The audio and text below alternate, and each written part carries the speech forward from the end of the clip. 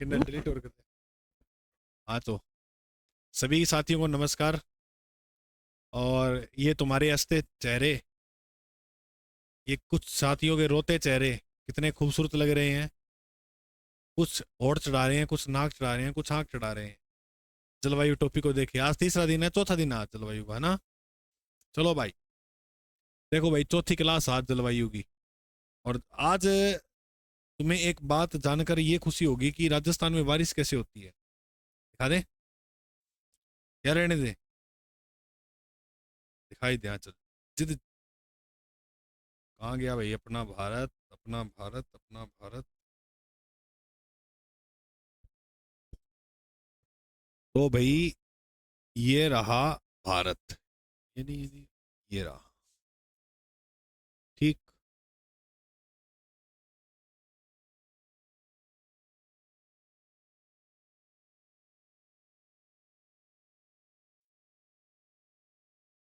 आप ये देखिएगा कि राजस्थान में वर्षा जो है वो कैसे होती है, ठीक है। अब अपने को ये देखना है। पहले तो हम बात करते हैं कि राजस्थान में सर्वाधिक वर्षा कहाँ से होती है। मैंने ये कल बताया था, बंगाल की खाड़ी के मानसून से। अच्छा, राजस्थान में जो सर्वाधिक वर्षा होती है वो कौन से मानसून से होती है? राजस्थान में सर्वाधिक वर्षा कौन से मानसून से? दक्षिणी पश्चिमी मानसून से। अब ऐसे मत समझना कि ये दिशा कौन सी है, पश्चिम, और ये दिशा दक्षिण। तो आप ऐसे सोचो कि राजस्थान में सर्वाधिक वर्षा, अच्छा ये उत्तर हो गया, तो इस दिशा से हो रही हो, ऐसे नहीं है। अच्छा, ना ही राजस्थान में इस दिशा से वर्षा होती है ज्यादा। तो गुरुजी, राजस्थान में सर्वाधिक वर्षा होती है वो इस इलाके में होती है, क्योंकि ये मानसून इधर, जैसे यहाँ वर्षा मासीराव में, तो ऊपर हिमालय आ गया, ऊपर तो जा नहीं पाएगा मानसून। ये इस प्रकार से यहाँ हिमालय है, तो ये मानसून ऐसे घूम जाता है इधर की ओर, ऐसे। तो यहाँ उत्तर का विशाल मैदान है ये पूरा, तो उत्तर के विशाल मैदान से होता हुआ मानसून आ जाता है यहाँ पर। तो सर्वाधिक वर्षा जो होती है ये अंतिम श्रेणी है, बस यहाँ के बाद मानसून खत्म हो जाएगा, अंत में बरसता कहीं राजस्थान में। दक्षिण पश्चिम मानसून है ना, अंत में बरसता है राजस्थान में। पहले ये इधर देखो, यहाँ से ऐसे गया, यहाँ पर वर्षा की, यहाँ वर्षा करने के बाद इधर की ओर घुमा, और ये इस प्रकार से इधर आया। तो भारत में जो सर्वाधिक वर्षा होगी वो इन राजस्थान में जो सर्वाधिक वर्षा वो पहले इन इलाकों में होगी, और फिर इस प्रकार यहाँ होती हुई आगे बढ़ेगी वर्षा।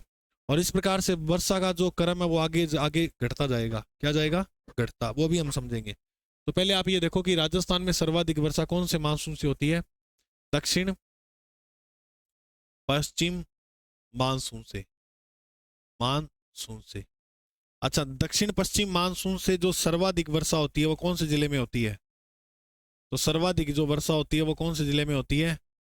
झालावाड़ में होती है। कहाँ होती है? झालावाड़ में। का गुरुजी, राजस्थान में आपने लिखाया था कि अरब सागर में भी 10% बारिश होती है, अरब सागर से भी, यानी यहाँ से तो जल जाता है, यहाँ से भी बारिश होती है।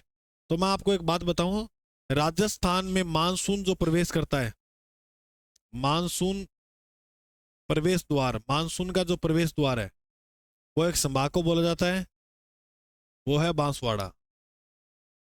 कौन से संभाग को बोलते हैं? बांसवाड़ा। और बांसवाड़ा में मानसून जो प्रवेश करता है वो लगभग 15 जून मिल जाएगा, कहीं 17 जून में मिल जाएगा। तो याद रखना बस ये बात कि 15 जून के आसपास मानसून प्रवेश कर जाता है कौन से जिले में? बांसवाड़ा जिले में। कौन से जिले में? बांसवाड़ा जिले में। तो अब याद रखिएगा आप, ये बात है कि अरब सागर की 5वीं शाखा, शायद मैंने कहीं पिछली क्लासों में या कहीं पर तीसरी शाखा लिखाया है, तो उसको काट लीजिएगा। तो अरब सागर की 5वीं शाखा, 5वीं शाखा जो अंतिम है, उस शाखा से राजस्थान में बारिश होती है, से राजस्थान में वर्षा होती है। तो अरब सागर की कौन सी शाखा से राजस्थान में वर्षा होती है? क्योंकि पहली शाखा यहाँ, दूसरी यहाँ, तीसरी, चौथी, फिर 5वीं जाती है कहीं राजस्थान में। और 5वीं शाखा का जो अंतिम बिंदु है वो है यहाँ पर। हिमाचल प्रदेश में एक स्थान है धर्मशाला। हिमाचल प्रदेश में एक स्थान है, कौन सा? धर्मशाला।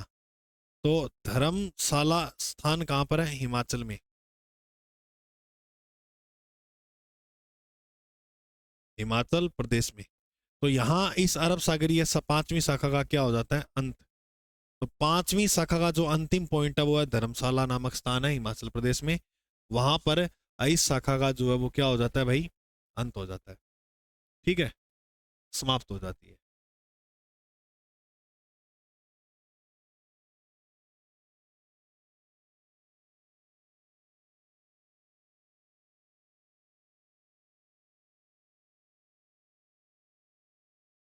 तो राजस्थान में सर्वाधिक वर्षा होती है दक्षिणी पश्चिमी मानसून से बंगाल की खाड़ी से, क्योंकि बंगाल की खाड़ी का पानी इधर से होता हुआ राजस्थान में बारिश करता है। अब सर्वाधिक वर्षा जो होगी वो हाड़ौती यानी कोटा संभाग में होगी। सर्वाधिक वर्षा वाला संभाग पूछे तो कौन सा करोगे? संभाग पूछे तो आप कोटा करोगे, सर्वाधिक वर्षा वाला संभाग पूछेंगे तो कोटा करेंगे। अब न्यूनतम वर्षा को थोड़ा और देख लेते हैं कि न्यूनतम वर्षा कहाँ किस प्रकार से होती है। इतना लिख लो फटाफट, फिर आगे करते हैं। जलवायु एक अच्छा टॉपिक है और इससे प्रश्न कन्फर्म आएगा। राजस्थान का कोई भी एग्जाम हो जलवायु से टॉपिक ये नहीं बनाना, ये कल समझाया था ना उसमें वो बना लिया था।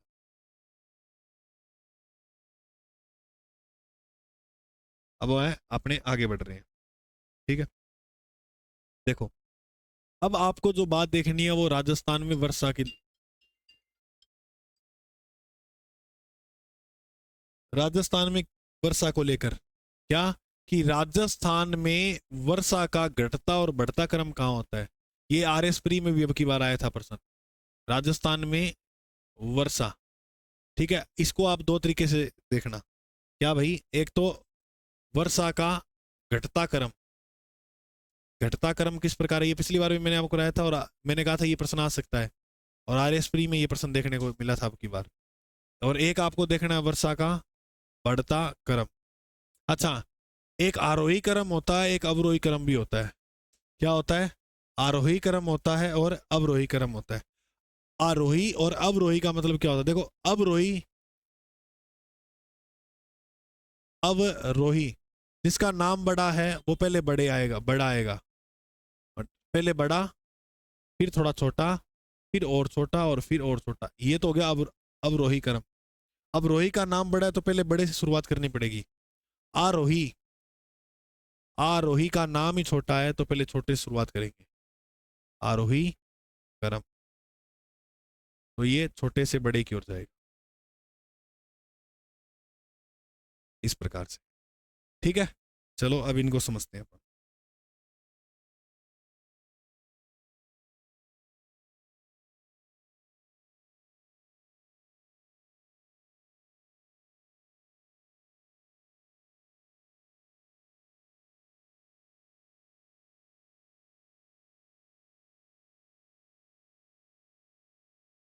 ठीक है, अब देखिए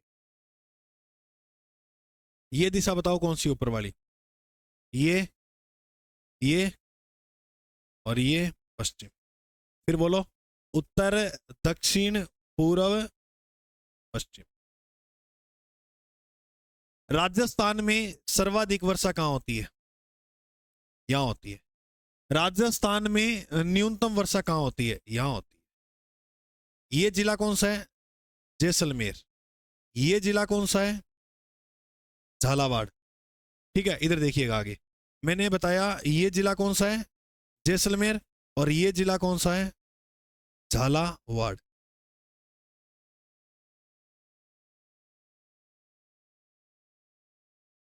अब देखिएगा जैसलमेर और झालावाड़, झालावाड़ की यदि अपन बात करें तो झालावाड़ में सर्वाधिक वर्षा होती है।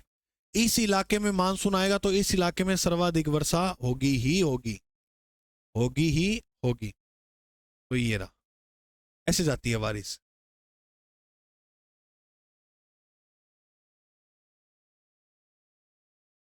तो न्यूनतम आते आते ये जैसलमेर जिला आ जाता है।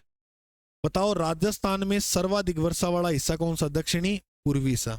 न्यूनतम वर्षा वाला उत्तर, उत्तर पश्चिमी। अब आरोही क्रम जो घटेगा वर्षा का वो कैसे बढ़ेगा? दक्षिण पश्चिम से उत्तर पूर्व की ओर। यानी राजस्थान में, कहां पर? राजस्थान में अगर हम दक्षिण पूर्व से उत्तर पश्चिम की ओर जाएंगे तो वर्षा क्रम क्या है? घटेगा।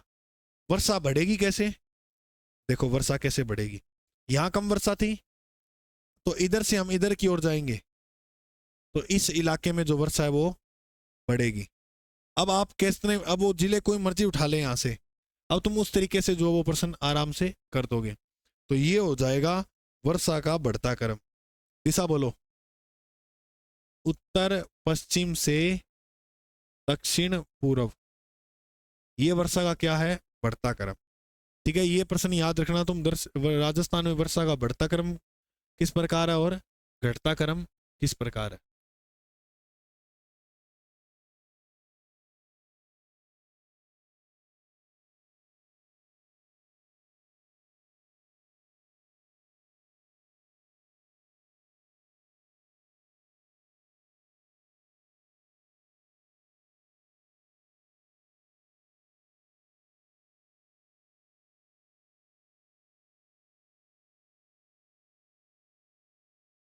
चलो एक क्वेश्चन मैं देता हूं आपको, ये करके दिखाओ।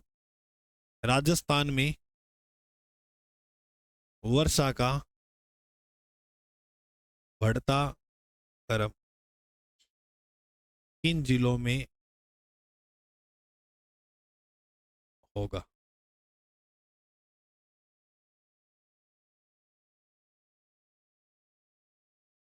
ऑप्शन ए, बी, सी और डी। ठीक है।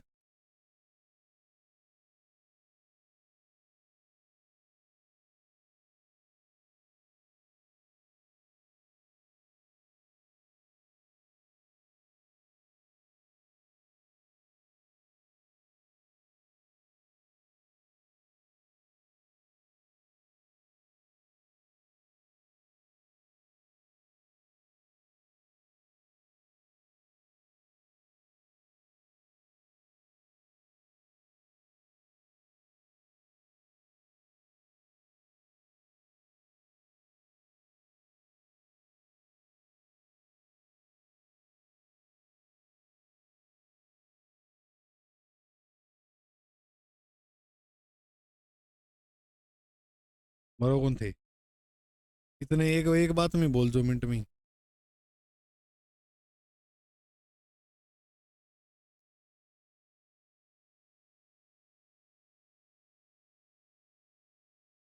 ये नागौर है।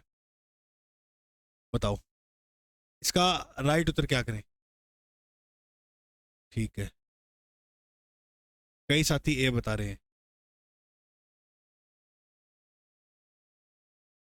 ऐसे आया था आरएस का में प्रश्न। वर्षा का क्या पूछा है? बढ़ता। अच्छा वर्षा बढ़ेगी कैसे, पहले ये बताओ।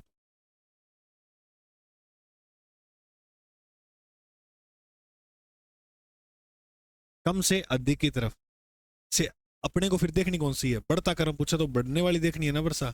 किस क्षेत्र में जाके बढ़ जाएगी वर्षा? तो बताओ इसका राइट उत्तर क्या करूं? ए। किसने?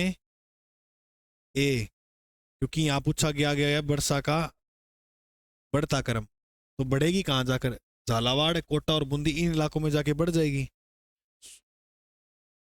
देखो जैसे अगर मान लो डी लेते हो तो जैसलमेर में तो वर्षा नहीं होती है, तो ये बढ़ थोड़ी रहा है। झालावाड़ में। अरे समझे नहीं, आप समझे नहीं। अब जैसे आप कह रहे हो गुरुजी कोटा पहले लाना चाहिए था, झालावाड़ बाद में, वो कोई डजेंट मैटर, वो मैटर नहीं रखती बात। जिले तो देखो तीन, मतलब ऑप्शन के हिसाब से देख लो ना आप। तभी तो मैंने आगे पीछे लगाया, मान लो ऐसे प्रश्न आ जाए तो देखो इधर बालोतरा बाड़मेर वाला, ये भी वर्षा घटता क्रम हो जाएगा यहाँ तो वर्षा का। जब वर्षा ऐसे चढ़ेगी ना तो इन जिलों को लेना है घटते क्रम में। बढ़ते क्रम में यानी बढ़तना मतलब ज्यादा वर्षा हो रही है उसको लेना है। ठीक है। हाँ। तो अब देखो अजमेर बाड़मेर, बाड़मेर वाले में वर्षा नहीं होती है। इसमें आप देखो इनकी तुलना में दोनों में से, अब मान लो ये दोनों तो वैसे ही कट गए। अब इन दोनों में देखो करौली बूंदी कोटा, लेकिन अपने बात ही झालावाड़ की दीदी की, सर्वाधिक वर्षा वाला जिला कौन सा? झालावाड़। तो वर्षा बढ़ेगी कहां पर जाकर? झालावाड़ में, तो बढ़ता क्रम उधर जाएगा। ठीक है। अब जिले कैसे भी आ सकते हैं सेट करके, तो ये प्रश्न इस प्रकार से तुम्हें याद रखना है। चले आगे। ये प्रश्न आया हुआ था आर एस प्री में अभी। ऑप्शन शायद ये नहीं थे, ऑप्शन थोड़ा चेंज था इसमें, मेरे को याद नहीं है पूरा। अब आगे बढ़े। हमने अब दो ऋतुएं पढ़ ली 6 महीने की, दक्षिणी पश्चिमी मानसून। अब पढ़ेंगे उत्तर पूर्वी मानसून, जिसमें पहली जो ऋतु होगी अपने यानी 3 नंबर की ऋतु, जिसका नाम है शरद ऋतु। सभी साथी हेडिंग लगाओ, शरद ऋतु। शरद ऋतु की बात करें तो टाइम पीरियड बोलो शरद ऋतु का। मध्य, सॉरी, सितंबर से, अक्टूबर से अक्टूबर से मध्य दिसंबर, अक्टूबर से मध्य दिसंबर, यही है, अक्टूबर से मध्य दिसंबर। अब क्या घटना होती है जरा वो देखिए इस काल के अंदर।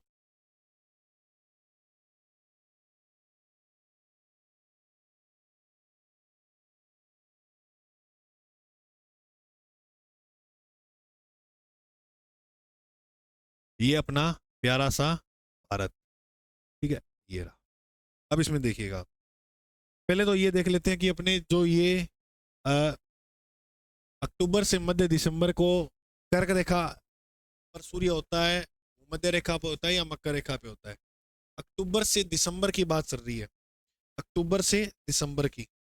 तो एक रेखा है भूमध्य, भूमध्य रेखा पर सूरज जो चमकता है वो 23 सितंबर को चमकता है लास्ट, और 23 सितंबर के बाद सूर्य दक्षिणायन हो जाता है। फिर 22 दिसंबर को चमकेगा किस रेखा पे, लेकिन इसमें इसने क्या बात कह दी, मध्य दिसंबर, यानी 22 दिसंबर पूरा नहीं हो रहा, 15 तारीख तक मामला हो रहा, 15-16 तारीख तक। तो फिर क्या है, सूरज है कहाँ पर, ये ग्लोब रहा, ये भूमध्य रेखा हो गई, और ये मकर रेखा होगी, ये मकर है, ये भूमध्य है। अब इस पे चमकता है सूर्य 23 सितंबर को, और इस पे चमकेगा 22 दिसंबर। ये दोनों के बीच की बात है, तो बताओ सूरज जो है इनके बीच में होगा या नहीं होगा। अब सूरज यहाँ पर होगा तो तापमान बताओ कहाँ पर होगा ज्यादा, इसी क्षेत्र में तापमान अधिक होगा, और जिस क्षेत्र का तापमान अधिक होता है वहां का वायु दाब क्या हो जाएगा, कम हो जाएगा। अब यहाँ का जैसे ही वायु दाब कम हुआ, यानी यहाँ पर क्या चमका, इस रेखा पे सूरज, मान लो इसके बीच में इन रेखाओं पे कहीं भी एक जगह सूरज चमका भारत के दक्षिण में, तो इस सूरज में यहाँ चमकेगा तो तापमान यहाँ पर क्या हो जाएगा, तापमान अधिक, जहां सूरज चमकता है वहां तापमान ज्यादा होता है, और वायु दाब क्या हो जाएगा वहां पर कम। ये हो गया वायु दाब कम। इसका ऊपर उल्टा होगा, ऊपर में उल्टा होगा, ये थल वाला जो भाग है और ये जल वाला है। अब नीचे तापमान ज्यादा है, वायु दाब कम है, थल वाले भाग में तापमान क्या हो जाएगा, कम हो जाएगा, और वायु दाब बढ़ जाएगा, ये उल्टा हो जाएगा, नीचे जो हो रहा है उसका ऊपर उल्टा हो जाएगा। अब हवाएं कैसे चलती हैं, उच्च वायु दाब से, तो उच्च वायु दाब कहां बढ़ रहा है, इस क्षेत्र में, तो ये दिशा बोलो कौन सी है, उत्तर, ये कौन सी है, पूर्व, ये दक्षिण, ये पश्चिम। अब जो मानसून चलेगा उसकी हवा अलग होगी, यहाँ पर है साइबेरियन रूस के अंदर। अब ये हवाएं जो वहां से चलती हैं रूस से इस प्रकार, कुछ हिमालय में बरस जाती है, लेकिन हिमालय में कुछ दर्रे वगैरह हैं, उनसे ये हवाएं निकलती हुई जो है वो भारत में आ जाती है, और कुछ हवाएं जो है वो इधर की ओर प्रवेश कर जाती है इस प्रकार से। पहले आप ये देखो कि ये मानसून कौन सा है, तो ये मानसून है, बताओ कौन सा, उ- उत्तर पूर्व से दक्षिण, तो उत्तर पूर्वी मानसून हो गया। इस शरद ऋतु में जो मानसून आता है उसे कौन सा बोलते हैं, उत्तर पूर्वी मानसून।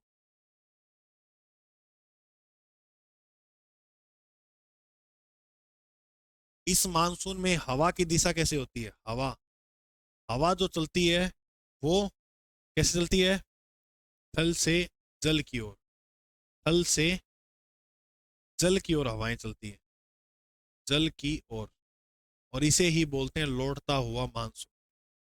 इसे ही क्या बोलते हैं, लौटता हुआ मानसून। बताया था ना कब आता है, अक्टूबर में शुरू होता है, तो लौटता हुआ मानसून। और लौटता हुआ मानसून से सर्वाधिक वर्षा भारत में कहाँ होती है, सर्वाधिक वर्षा, तो यहाँ भारत में जो लौटता हुआ मानसून से सर्वाधिक वर्षा होगी वो होगी कोरोमंडल तट। कहाँ पर होगी, कोरोमंडल तट, बोलो भाई कहाँ पर होगी। और कोरोमंडल जो तट है वो भारत के किस राज्य में है, तमिलनाडु के अंदर। कहाँ पर है, तमिलनाडु। तो कोरोमंडल में क्यों होगी सर, और कहीं क्यों नहीं होती वर्षा, ये क्या कारण है। तो देख भाई, इस प्रकार से यहाँ जल भरा हुआ है, यहाँ पर क्या है, बंगाल की खाड़ी। चलो मैं तुम्हें ना, ये तो समझ में आ ही गया चित्र, मैं तुम्हें उस नए वाले डायग्राम में, मानचित्र वाले में समझाता हूँ।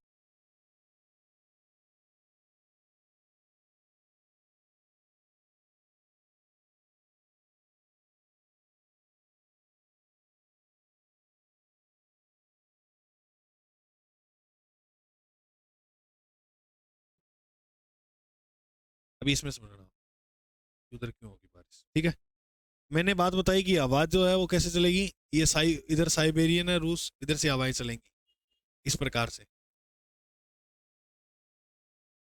कुछ हवाएं जो थी वो इधर की ओर निकल गई ऐसे, लेकिन कुछ हवाओं ने जो प्रवेश है वो यहाँ कर लिया। अब ऊपर क्या है, थल भाग है, जल तो है नहीं, तो ऊपर से हवा जो आएगी वो कैसी आएगी, सूखी हवा। कैसी हवा आएगी, सूखी। और उन सूखी हवाओं ने जैसे ही बंगाल की खाड़ी में प्रवेश किया, जैसे ही बंगाल की खाड़ी में प्रवेश किया, उन्होंने यहाँ पर क्या भर लिया, जल। देखो, इससे भारत के आंतरिक भागों में जैसे झील है, नदियां हैं, उसका भी जल उठाती है, लेकिन वहां हल्की हल्की वर्षा होती है। सर्वाधिक वर्षा की बात करें तो जैसे ही बंगाल की खाड़ी में प्रवेश किया, तो यहाँ इस प्रकार से ये हवाएं प्रवेश करके यहाँ आ गई। और यहाँ पर एक तट है जिसका नाम क्या है, कोरोमंडल। कोरोमंडल। और कोरोमंडल तट पे टकराते ही ये बादल तमिलनाडु के अंदर, ये खूब यहाँ पर धुआंधार वर्षा करते हैं। तो याद रखना, लौटते हुए मानसून से भारत में सर्वाधिक जो वर्षा होती है वो कहाँ होती है। अच्छा, एग्जामिनर ने एक बार प्रश्न पूछा था, क्या था प्रश्न वो, कि लौटते हुए मानसून से सर्वाधिक वर्षा होती है। सर्वाधिक वर्षा, लौटता हुआ मानसून सर्वाधिक वर्षा कहाँ करता है। ऑप्शन ए, इसमें ऑप्शन में एक तो दे रखा था कर्नाटक, ऑप्शन बी में दे रखा था राजस्थान, ऑप्शन सी में मध्य प्रदेश, और ऑप्शन डी में असम। क्या करोगे राइट। तो इसके बाद ये इधर की ओर ही जाएंगे, ये हवाएं इधर की ओर ही जाएंगी, तो अधिक वर्षा फिर यहाँ होगी। तो दक्षिण राजस्थान भारत में जो वर्षा क्या होती है, अधिक होती है। तो इसका राइट उत्तर क्या हो जाएगा, कर्नाटक। तो याद रखना मेरे भाई कि सर्वाधिक जो वर्षा होती है वो कौन से तट पे होती है, कोरोमंडल तट के अंदर। बात समझ में आई कैसे होती है वर्षा। और भारत के आंतरिक भागों में भी हल्की हल्की वर्षा होती है, फिर सीधा ये मानसून अभी इधर चल रहा है, अब चाहे कुछ भी हो ये इधर जाके निकल जाता है। ठीक है, अब लिख लो, देखो ये यहाँ पर होती है वर्षा सर्वाधिक कोरोमंडल में। ठीक है,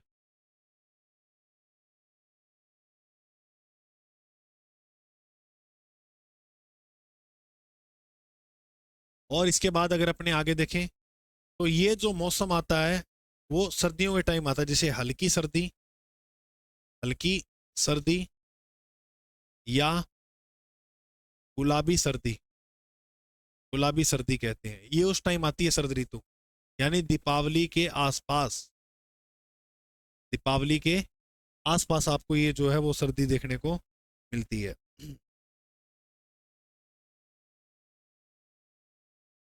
अच्छा, अब मैंने कहा हवा जो है थल से जल की ओर चलती है। अगर प्रश्न पूछे आपको कि हवा जो है वो सबसे तेज किस महीने में चलती है, सबसे धीमी किस महीने में चलती है, तो हवा सबसे तेज चलती है जून के महीने में। कौन से महीने में चलती है, और जैसे याद रखना जनवरी। जनवरी के महीने में हवा जो है वो धीमी गति से चलती है। सबसे तेज गति, अब जनवरी का महीना आएगा आगे देखना, हवाएं नहीं चलेंगी लेकिन ठंड होगी। और तेज महीने में, सॉरी, तेज जो हवाएं हैं वो जून के महीने में, ये ठीक है, याद रखना ये बात।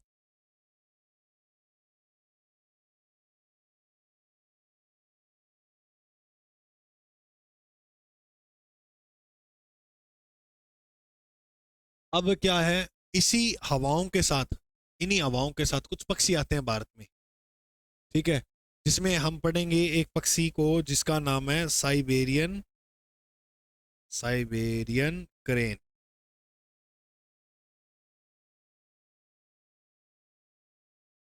या इसे बोल सकते हैं सारस। तो सारस जो भारत आते हैं वो कौन सी ऋतु में आते हैं, शरद ऋतु में ये भारत आते हैं।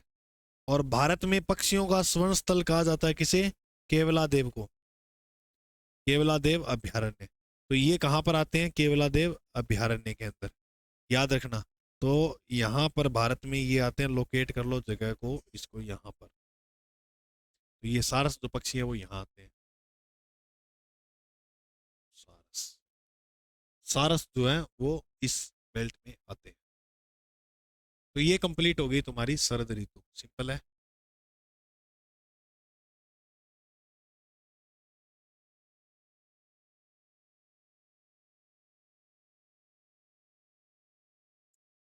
अब अपने एक ऋतु और पढ़ेंगे लास्ट, इसका नाम है शीत ऋतु। उतार रहे हो क्या?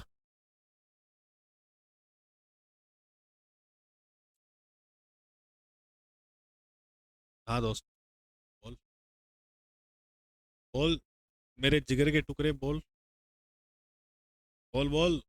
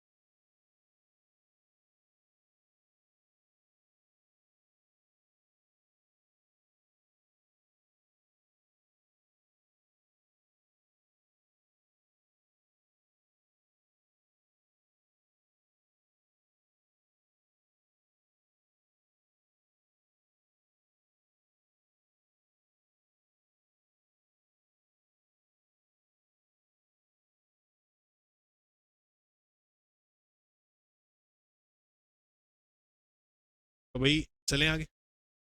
लास्ट ऋतु शीत, बिल्कुल सिंपल है।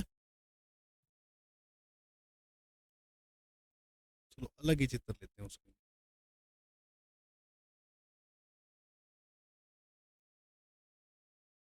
तो देखो भाई, अब अपने पढ़ेंगे, लिखो सारे शीत ऋतु के बारे में। तो अब जो ऋतु है उसका नाम है 4 नंबर की शीत ऋतु। शीत ऋतु का टाइम बोलो, मिड दिसंबर से मध्य दिसंबर से फरवरी।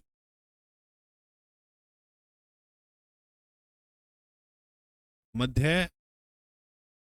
यानी मिड दिसंबर से फरवरी। इसमें तो बहुत ठंड पड़ती है ना, क्योंकि मिड दिसंबर के बाद की कहानी है, और बाद में जो सूरज चला जाता है वो मकर रेखा पे चला जाता है। मकर रेखा बहुत ज्यादा दूर है। देखो, अगर हमसे प्रश्न पूछा जाए, जैसे ये हो गया ग्लोब, और ग्लोब में ये कौन सी रेखा है? भूमध्य रेखा। और ऊपर वाली रेखा कौन सी है? करक। तो भूमध्य रेखा से भारत कितनी दूरी पर है? तो भारत जो है वो 876 किलोमीटर दूर है। कितना दूर है? 876 किलोमीटर दूर है भूमध्य रेखा से। तो ऐसे ही अगर नीचे देखें तो इसकी भी एक दूरी अच्छी खासी है यहाँ पर। और यहाँ पर जब सूरज चमकेगा तो सोच के देखो भारत कितना दूर है। तो श्योरली है कि भारत में ठंड बढ़ेगी। अब सूरज तो यहाँ चला गया नीचे, लेकिन इसमें क्या होता है, इसमें चलनी शुरू हो जाती है जेट स्ट्रीम। क्या? Jet stream. जेट टू नहीं है, जेट स्ट्रीम। ये क्या होती है? ये वो है जो जस्ट जिससे जेटू शादी करेगा। क्या है ये? मैं सुबह सवेरे वहां खड़ा था बाहर। जेटू का है केड़ा 6 सालों में एक बार कटिंग कराई है। शीशे में ऐसे देख रहा था कि मैं ही हूं गया, कोई और है। अच्छा बावड़ू है तू तो। तब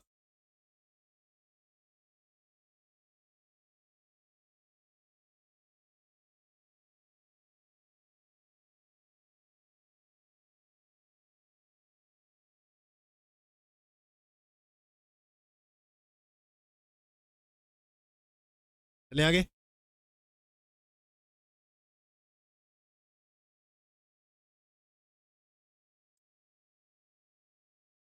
मैं सोचू तू आज सुनो कि अलग अलग रहे तो लिखो। पृथ्वी पे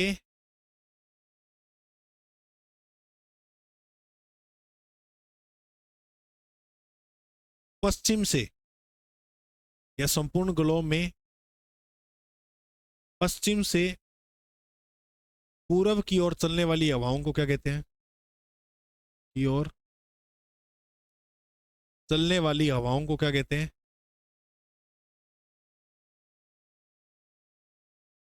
जेट स्ट्रीम। पप्पू याद रखना। हाँ, पै से पश्चिम, पू से पूरब।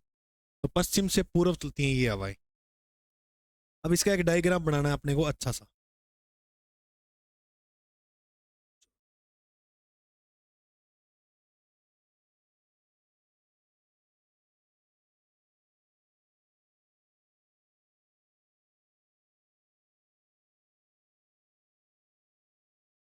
अरे भाई एक दिशा तो बता दो मुझे, ये दिशा कौन सी है इधर वाली? पूरब। और उधर वाली दिशा कौन सी है? पश्चिम। ठीक है। ये नीचे है भूमध्य सागर, यहाँ पर भूमध्य सागर। यहाँ कौन सा सागर है? सॉरी, इससे पहले ये जो है ना, इससे पहले यहाँ पर, यहाँ कौन सागर है? भू मध्य सागर। और ये तो है ना, ये लाल सागर है इसके नीचे, लाल सागर। कौन सा सागर? और यहाँ पर है फारस की खाड़ी, फारस की खाड़ी। और इधर फिर अरब सागर वगैरह अपने देखते हैं, नीचे हिंद महासागर है।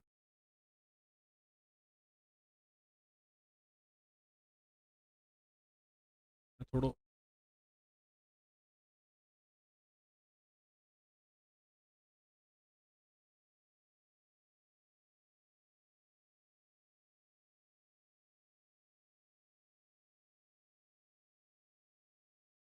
ये है गुजरात, ये फारस। अब देखो भाई, अब मैंने कहा जो हवाओं की दिशा होगी वो कैसी होगी? तुम्हें पता है नहीं पता? नहीं पता तो भी हाँ ब्रो पता है सर। हाँ अब बता देता हूँ, देखो।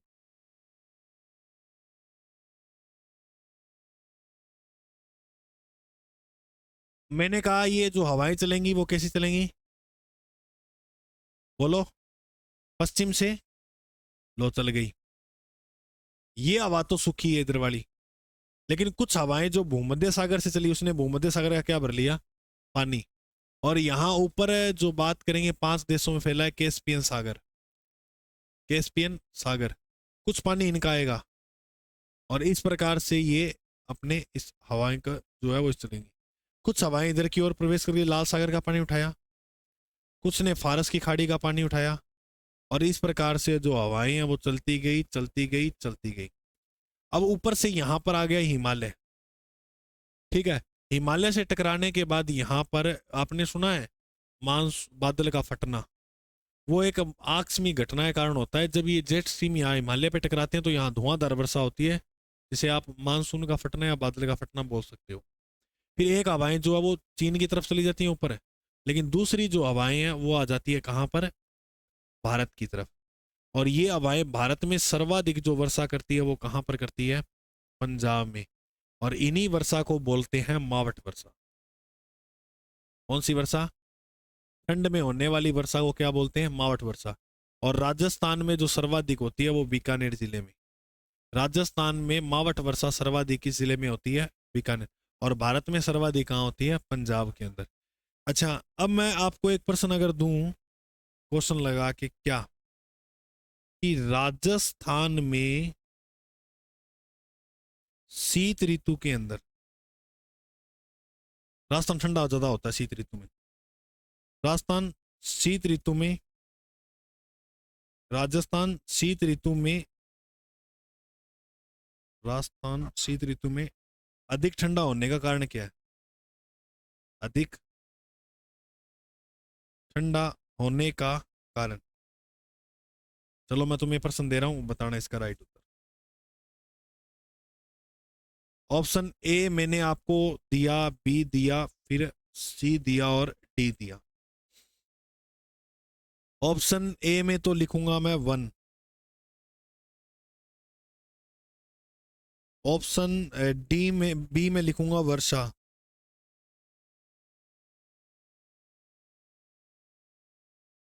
और ऑप्शन सी में लिखूंगा मरुस्थल,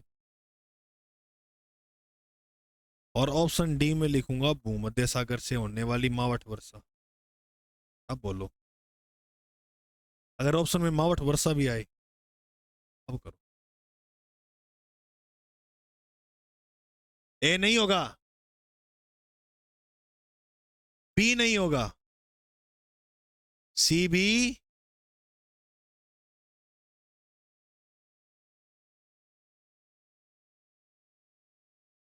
तबीयत कैसी है तेरी? नगरी ले वो भागो बीच में ले लेगी।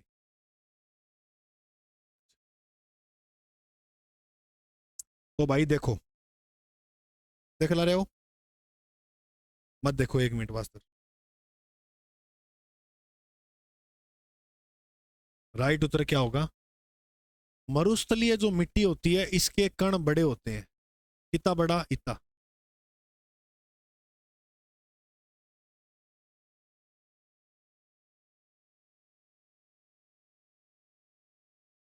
ये रेत वाली टिब्बे वाली रेत होती है ना, ये होती है मरुस्थलीय मिट्टी। इसके कण क्या होते हैं? बड़े।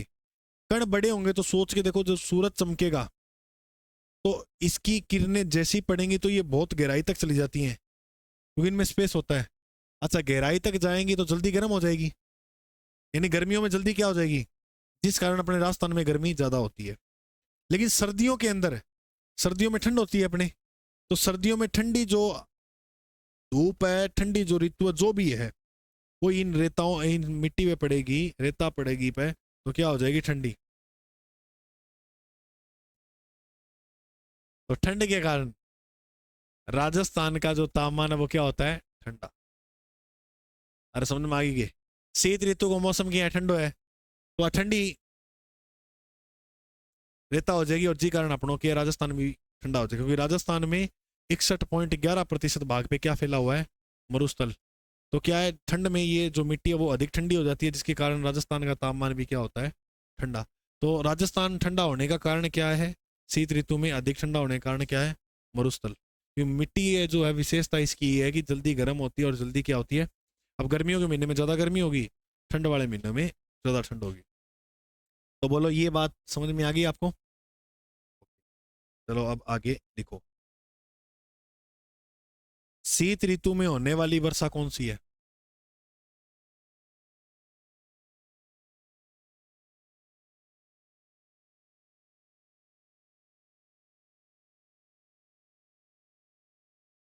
शीत ऋतु में होने वाली जो वर्षा है उसका नाम है मावठ।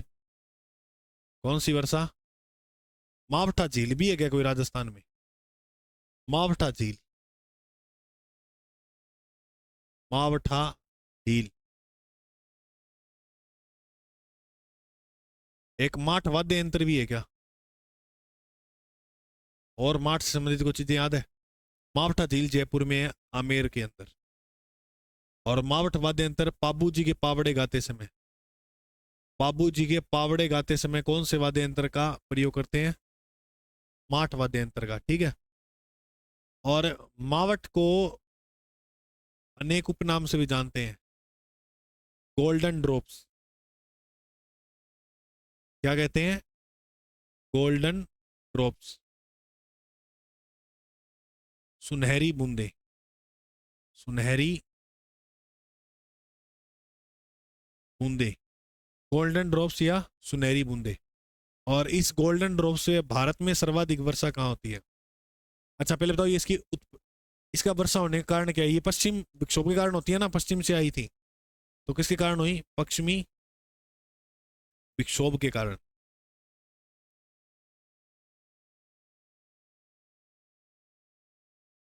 ठीक है। और उत्पत्ति जो होती है इसकी वर्षा की, वो भूमध्य सागर व कैस्पियन सागर। लाल सागर, फारस की खाड़ी भी अगर ऑप्शन के हिसाब से देखने हैं आपको, मैंने सारे लिखा दिए। कैस्पियन सागर, यहां से इसकी क्या होती है? उत्पत्ति। ठीक है, उत्पत्ति भूमध्य सागर व कैस्पियन सागर से। और किस फसल के लिए लाभदायक है? फसल लाभदायक चना के लिए। किसके लिए? चना और गेहूं। तो अपने ऐसे कहते हैं इसको, रवि की फसल के लिए। तो रवि की फसल के लिए लाभदायक है, और रवि में भी किससे?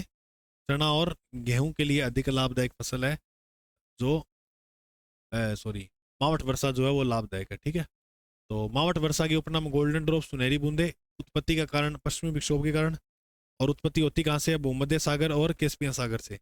फसल को लाभदायक देती है चना और गेहूं को, जो रबी की फसल, यानी रबी की फसल पूरी लाभदायक होती है इससे।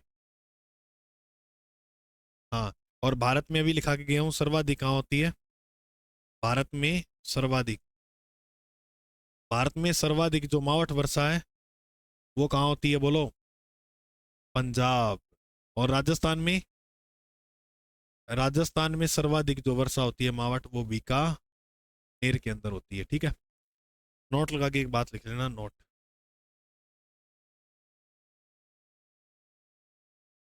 विश्व की क्षेत्रफल की दृष्टि से सबसे बड़ी झील कौन सी है?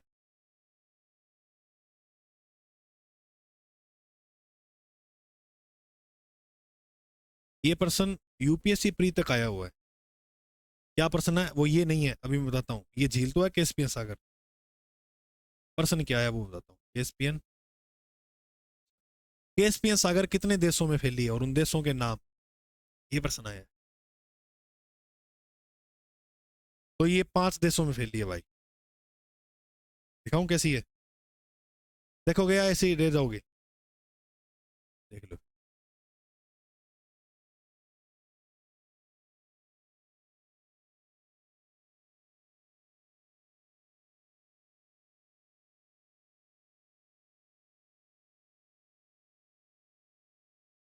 ये झील है। कौन सी झील है ये? कैस्पियन सागर। कैस्पियन सागर जो झील है वो 5 देश में है।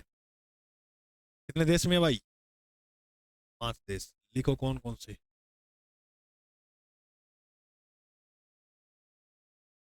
कजाकिस्तान,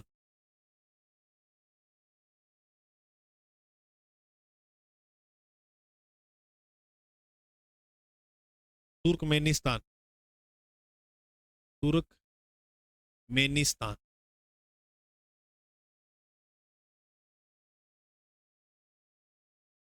रूस,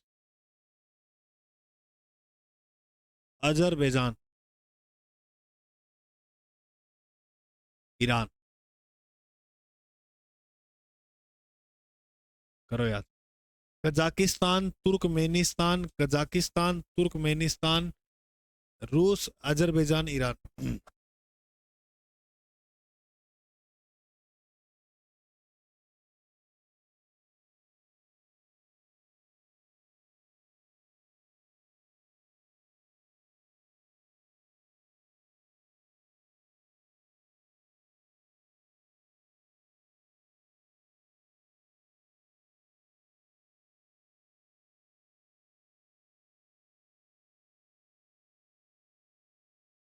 कजाकिस्तान, तुर्कमेनिस्तान, रूस, अजरबैजान, ईरान।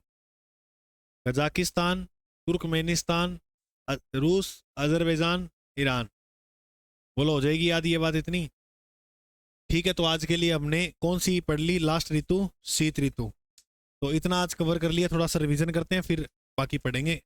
बस अब ये एक क्लास इसकी रहेगी, फिर कोपेन वो थॉर्न वेट चल जाएंगे। तो हमने कल थोड़ा छोड़ा था, राजस्थान में सर्वाधिक वर्षा दक्षिण पश्चिमी मानसून झालावाड़ में होती है। अच्छा, राजस्थान में न्यूनतम वर्षा वाला जिला हो गया झालावाड़। ये मैं सारे लिखा दूंगा, न्यूनतम वर्षा वाला संभाग, सर्वाधिक आर्द्रता, न्यूनतम आर्द्रता, वो एक स्लाइड पे सारा आ जाएगा। मानसून का प्रवेश द्वार बांसवाड़ा, जून के अंदर 15 जून। ठीक है, 15 जून में मानसून प्रवेश करता है बांसवाड़ा से। अरब सागर की 5वीं शाखा से राजस्थान में वर्षा होती है धर्मशाला नामक स्थान पे। अंतिम पॉइंट है इसका 5वीं शाखा का। ठीक है, घटता क्रम पता लग गया।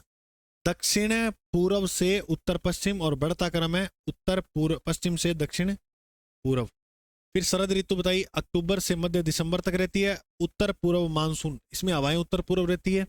हवा थल से जल की, और हवा सर्वाधिक तेज जून के महीने में और न्यूनतम तेज धीमी गति से जनवरी के महीने में। लौटता हुआ मानसून सर्वाधिक वर्षा कोरोमंडल पे करता है।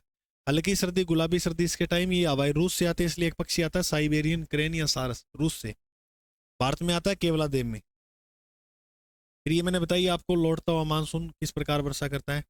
शीत ऋतु जो है मध्य दिसंबर से फरवरी, इसमें बस जेट स्ट्रीम से वर्षा होती है, भूमध्य सागर से हवा जो है ठंडी हवाएं आती हैं और जो आकर पंजाब में बरसती है और बीकानेर में बरसती है।